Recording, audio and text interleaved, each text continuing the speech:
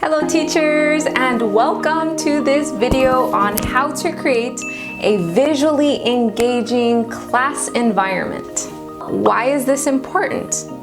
Well, because sight is one of the most impacting senses that we have, and we usually depend on it when we are taking in new experiences. For example, in this video, you can see all these colors in my wallpaper, on my shirt, and because it's bright, it's vivid, it's clear, it can really draw you in. Now, imagine you are a student, you log into your classroom, you're ready for a class, and your teacher is in a dark environment. There's a bad lighting and a cluttered background. Will you be engaged? Probably not. Will you be distracted by all the clutter behind the teacher? Most likely. So in this video, we are going to discuss 3 key ways we can make our class environment more visually engaging. Number 1, lighting and background. Number 2, props. And number 3, a fun reward system and games. Okay, so let's begin with point number 1, lighting and background. Now, this is a challenge all of us teachers face because we do not want our class environment to be too dark that you can't see our faces, but we also don't want a light shining in our eyes during the class. We're gonna get super tired. So how can we do this successfully? Point A, avoid contrast. This means that try to sit in a place where a light isn't behind you or a window isn't behind you, because if you do this, you will automatically become a silhouette. The student will just see a shadow. They won't be able to see your facial expressions. Then they will quickly lose interest. That brings us to B, sit facing a window or a luminary object. If you give classes during the day in your time zone, really take advantage of that natural lighting. You can have your desk facing a window, let in the light shine on your face, and this lighting is the best. It shows all the details, it's vivid, and it's clear. Now, to really try to illuminate your face, you can try to use a little bit of extra help. For example, I like to use this small little night light or lampstand thing. What I do is I put it in front of my computer and I have it facing the wall so it's not directly shining in my eyes, because then I would just get so tired and I wouldn't be able to focus. But it makes a big difference. You would think that even though it's facing away from me, it still is able to illuminate the environment. So really try to find something that works best for you. You can also find other lighting, lamps, etc. on eBay, on Amazon. So try to get some ideas from other teachers, or you can just invest in a small, tiny lamp like I do. Okay, so what about a background? Well, as mentioned, we don't want our background to be cluttered. We don't want to have books and tables and pictures and a bunch of disorganized things behind us, because the student will be so distracted at what's going on behind us. So it's always nice to have something fun, something colorful, something simple. I personally like to have this wallpaper of the earth and my name beside me.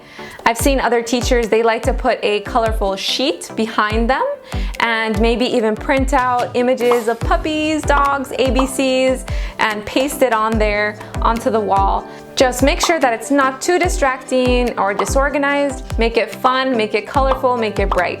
eJoy is developing its own wallpaper, so we're hoping that'll be coming out very soon, and we encourage you, of course, to use this when the time comes. So that brings us to point number 2, which is props. Now, props are a must for lower level students. They can help a distracted student stay focused during the lesson, or they even help a shy student participate. So how can we use props? Well, let's look at some examples of props. A, puppets or stuffed animals. Meet Mr. Koala. He helps me a lot during my lessons. If I have a class that talks about animals, I'll bring out Mr. Koala. We'll talk about his ears, or his color, or his size, for example. I also like to use Mr. Koala to cheer up a tired student. You know, if he's gone, I can hide from the camera and Mr. Koala will just appear on the screen. Hello. Hi. You can even use plushies or stuffed animals when you're teaching vocabulary words. For example, I'll be like, oh, see Mr. Koala? He's big. Look at my little llama. Oh, he's small. See Mr. Llama? Small, big. You can find puppets, stuffed animals, and basically any store. And even if you want to create your own puppet, you can look on YouTube and find a way to convert even an old sock into a puppet. So just get really creative with the use of stuffed animals or puppets. Okay, that brings us to our second form of prop. B is objects around the house. Now, young learners need to constantly be in motion, so you can use this to your advantage and use objects you already have around the house, like a cup, for example, maybe a hat, other objects that maybe the student has lying around as well. Use it as a game. For example, let's say that you are learning the vocabulary word have. So you can say, look, I have a yellow and orange and green cup. I have a glue. And once you start showing the student things that you have, you can ask them, what do you have? Look around, what do you have? And I promise you that student will run around and will bring things to show you. I also have a set of markers that I have lying around with me at all times in different colors, so it comes in handy when we talk about colors, but it can also be a game. I'll even ask them, what color is this? Yes, it's green. Can you look around your room? Do you see something green? So really use the things around your student to get them engaged. Talk about a toy that's behind them and get them involved. Get them running around, get them showing you things around their house. That brings us to point C, having a whiteboard. Now, many teachers have found having a whiteboard to be very effective in their classes.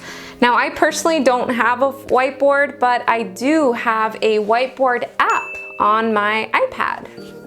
Now, I like to use it for competing games like playing rock, paper, scissors. For every point that I get, I mark it on my whiteboard. And trust me, students love the competition. They really like to beat Teacher Wendy's.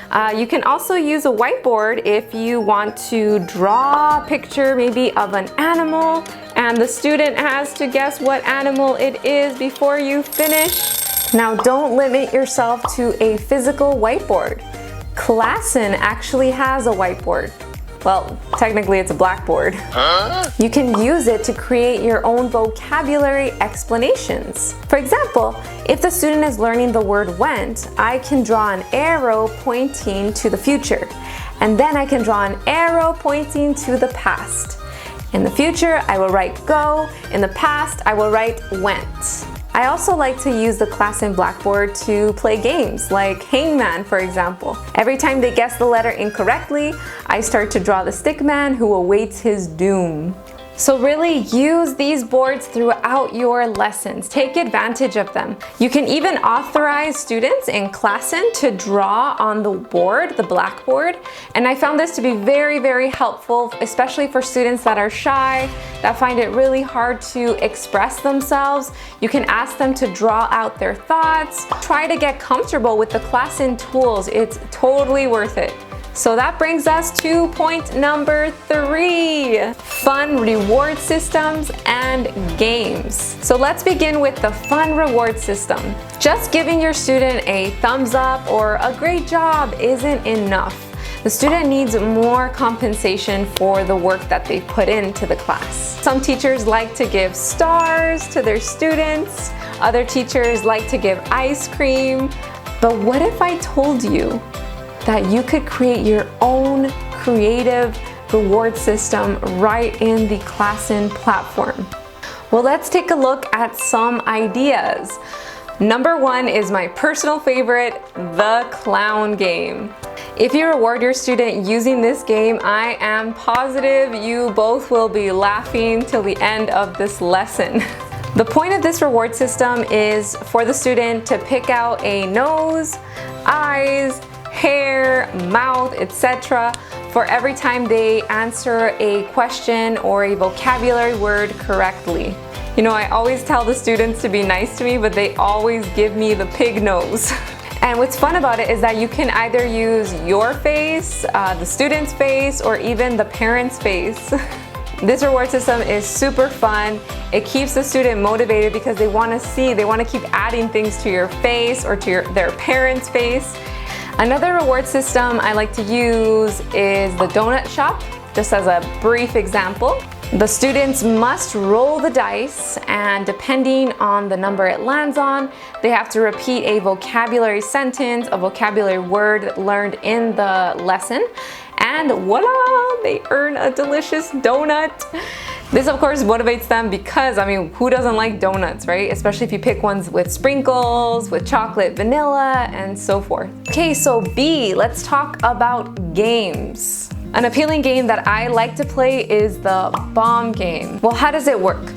Again, the student has to roll the dice, and depending on the number they get, they have to repeat the vocabulary word, or if they get a bomb, they hear an explosion, and they have to hide. Whew. Then they come back to the game and they continue. Now, if they guess the vocabulary word correctly, they will hear this sound and get a coin reward. So it's a great way to engage the student, capture their attention. Okay, but you're probably wondering, how do I make these games? I want to try these out too. Well, as you can see, all the images I use are PNG images, which means that the background is transparent. And the wonderful thing about Classen is that it's layered. So the latest image that gets imported goes on top of the previous image. So after I come up with an idea for a game, I start to look up and download the PNG images that I will use. For example, let's say I want the prize to be ice cream. So I'll go online, I'll look for ice cream, download the PNG image, and import it into Classen. Then you just add numbers to each one. Maybe you take a nice picture or a block color, and you cover the ice cream, because it's always funner when the student can't see what's behind. It keeps the suspense going. And the same thing goes with the bomb game, right? You can just download pictures of bombs, upload your vocabulary words, maybe take screenshots of the class material, and then you can add something even funner. You can download a bomb sound effect from YouTube, import that into Classen, and every time they get a bomb, you hit the play button, and you hear the explosion. And this can be added for any game, the shark game, prize-winning games. Adding sound effects makes the game come more to life. True, creating these games could take some time, but the wonderful thing about Classen is that once you create these games, you can save these EDP files in Classen. And once you save them, they're there forever. You can reuse them, just switch up the images that go on the top layer, and you will have games that will last you till the end of the year, years to come. And I always recommend you to make new games because your students, they will learn all your tricks pretty fast, so just keep it fresh and new when you can. So in conclusion, there are many ways to make your class more visually engaging. Today we discussed 3 ways: lighting and background, props, and fun reward systems and games. I am positive that if you apply these tips and tricks, your classroom will be that much more enjoyable, your student will have fun, and nothing brings you more happiness than to see your student really enjoying themselves. Thank you so much for watching this video, everybody, and happy teaching!